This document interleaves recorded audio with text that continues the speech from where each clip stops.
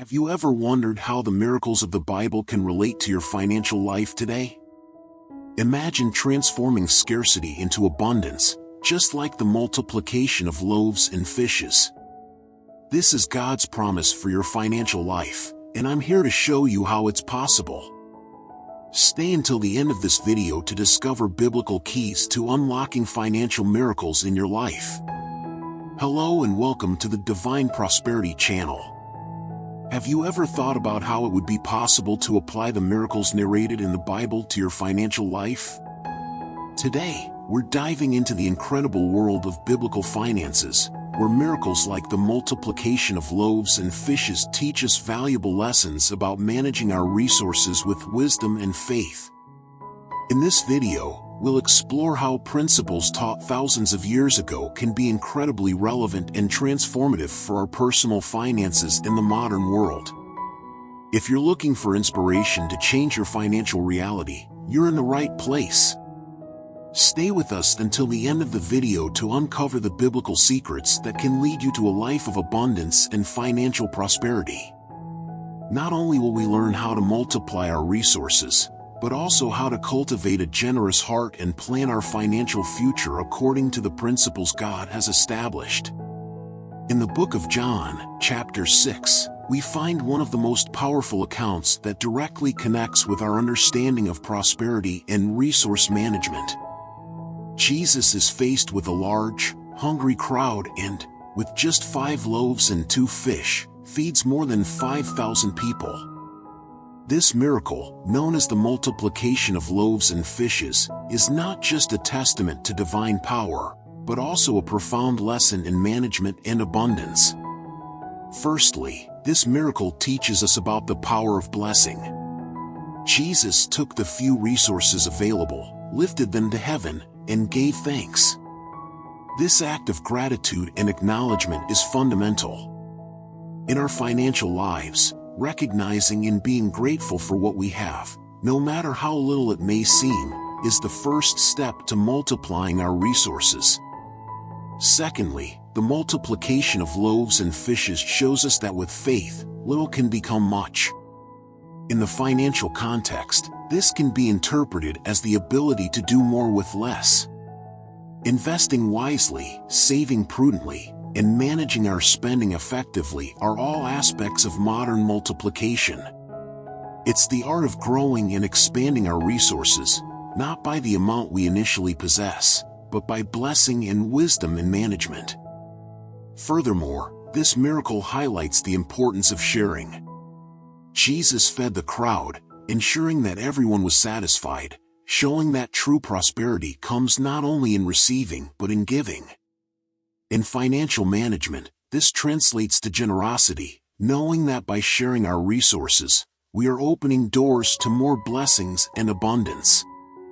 Finally, after everyone had eaten, the disciples gathered 12 baskets full of leftover pieces. This teaches us about the responsibility not to waste what we have. In the financial world, this reflects the importance of being responsible and prudent with surplus. Saving for the future, investing wisely, and avoiding waste are key to maintaining long-term financial health.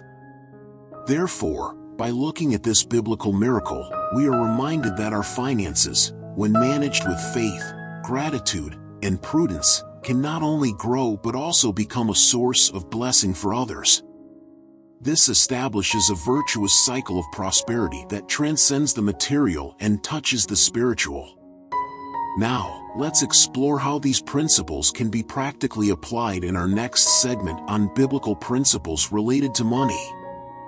First, in the book of Proverbs, chapter 22, verse 7, we are told, "The rich rule over the poor, and the borrower is servant to the lender." This verse warns us about the dangers of debt. Living beyond our means can lead us to a life of financial servitude, where our choices and freedoms are limited by the debts we accumulate. This principle is not only a warning but a call to prudence and responsibility in the use of credit. Intelligent financial management includes avoiding unnecessary debt and working to pay off unavoidable debt as soon as possible. Next, in the book of Matthew, chapter 6, verse 21, we find the following wisdom: "For where your treasure is, there your heart will be also." This is a call to reflect on what we value. Our investments and spending can reveal much about what is important to us. If our hearts value material goods above all, this will be reflected in our finances. However, if we value relationships, generosity, and spirituality, our financial choices should align with these values. This leads us to consider how we can use our money to invest not only in goods but in actions that reflect our true values and beliefs. Applying these principles not only guides us to financial health but also to a richer and more meaningful life. By choosing to live within our means, avoid debt, and spend in a way that aligns with our spiritual values, we open the way to true prosperity that transcends the financial. If you're enjoying this content and want to learn more about how to apply biblical principles to your finances, don't forget to like this video, subscribe to the Divine Prosperity channel, activate the bell so you don't miss any content, and comment below on how you think these teachings can help you. Financial planning is an essential tool for anyone who wants to achieve stability and financial prosperity. From a Christian perspective, this includes not only prudent management of resources but also the practice of tithing and offerings, as guided by the Scriptures. Tithing, mentioned in the book of Malachi, chapter 3, verse 10, is a practice dating back to the Old Testament, where it is said, "Bring the whole tithe into the storehouse, that there may be food in my house. Test me in this, says the Lord Almighty, and see if I will not throw open the floodgates of heaven and pour out so much blessing that there will not be room enough to store it." This verse not only encourages believers to contribute a portion of their earnings but also promises divine blessings in return. Tithing is seen as a way of acknowledging God's sovereignty over our resources and a means of supporting the faith community. Beyond tithing, financial planning in the Christian view includes establishing a budget that reflects Christian values, prioritizing spending and investments that promote personal and community well-being. This can include saving for the future, investing in education and health, and supporting causes and organizations that align with Christian principles. An important aspect of financial planning is creating an emergency fund, which can help deal with unforeseen events without the need to incur debt. This fund serves as a reserve for times of need, reflecting the wisdom of saving for the future, as described in Proverbs, which repeatedly warns about the importance of foresight and financial prudence. When planning finances, it's also crucial to consider generosity beyond tithing. Voluntary offerings, helping those in need, and investing in community projects are ways to exercise faith through finances, expanding the positive impact of the resources God has entrusted to us. Therefore, financial planning in a Christian context is not just about accumulating wealth but about managing that wealth in a way that honors God and benefits others. This approach helps us find a balance between personal care and community responsibility, promoting a healthy and spiritually enriching financial life. Investing is an important part of financial planning, and doing so from a Christian perspective involves considering not only the financial return but also the ethical and moral impact of investments. The parable of the talents, found in Matthew chapter 25, verses 14 to 30, offers a powerful metaphor for understanding the responsibility of managing the resources we receive. In the parable, a man, going on a journey, entrusts his property to 3 servants, giving them talents, an ancient form of currency, to manage. 2 of the servants invest the talents and double their value, while the third, fearful, buries his talent and generates no return. Upon returning, the man praises the 2 proactive servants and rebukes the one who did not use the talent he received. This story underscores the expectation that we should make the best use of the resources entrusted to us, including our finances. Investing, in the Christian view, is not just about accumulating more wealth. It is a means of increasing the resources God has given us so that we can use them for the greater good. This may mean choosing investments that have a positive social impact, such as companies that value sustainable and ethical practices and contribute to the well-being of the community. It's essential for Christians to avoid investments in industries that contradict their values, such as those involved in addiction, exploitation, or environmental destruction. Instead, seek investment opportunities that align with Christian values, promoting justice, integrity, and care for creation. Proverbs chapter 21, verse 5, warns us that the plans of the diligent lead surely to abundance, but everyone who is hasty comes only to want. This reminds us of the importance of prudence and diversification in investments. Avoiding unnecessary risks and distributing investments across different areas can protect resources and ensure a solid financial foundation. The biblical view of time should also influence how we invest.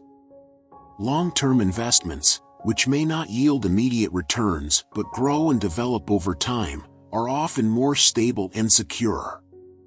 This patient and disciplined approach aligns with many biblical teachings about wisdom and foresight.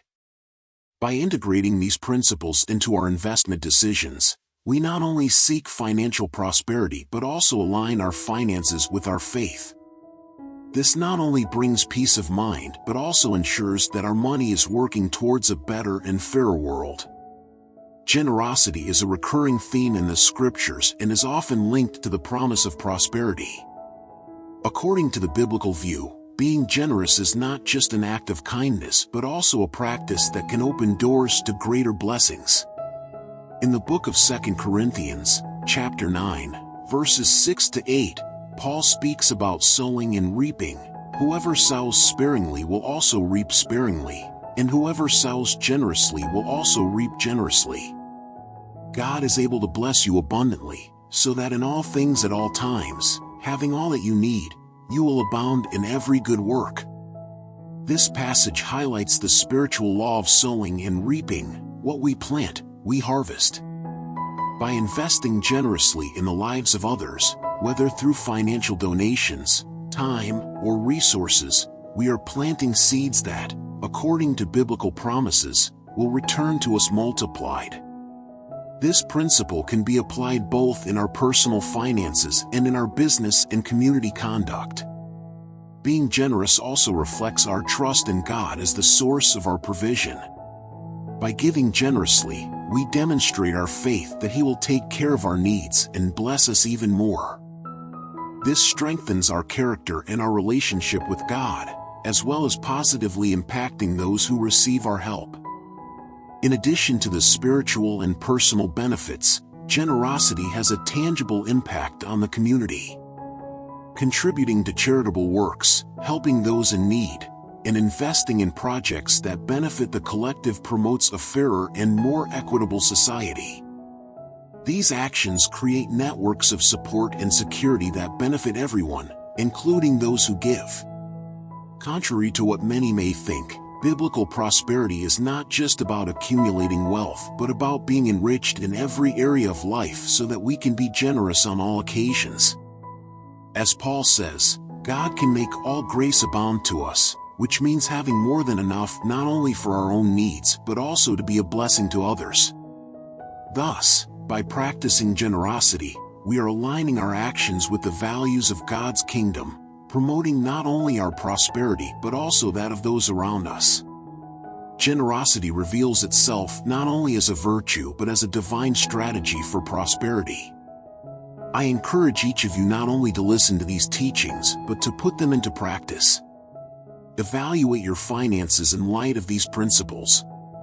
Be diligent in planning, fair in your business, generous in your contributions, and ethical in your investments. Remember that every financial decision we make can reflect our faith and be a testimony to our commitment to Christian values. As Paul said in 2 Corinthians chapter 9, verse 8, God is able to bless you abundantly, so that in all things at all times, having all that you need, you will abound in every good work. May this promise inspire each of you to seek not only financial prosperity but an abundant life in good works, generosity, and faith.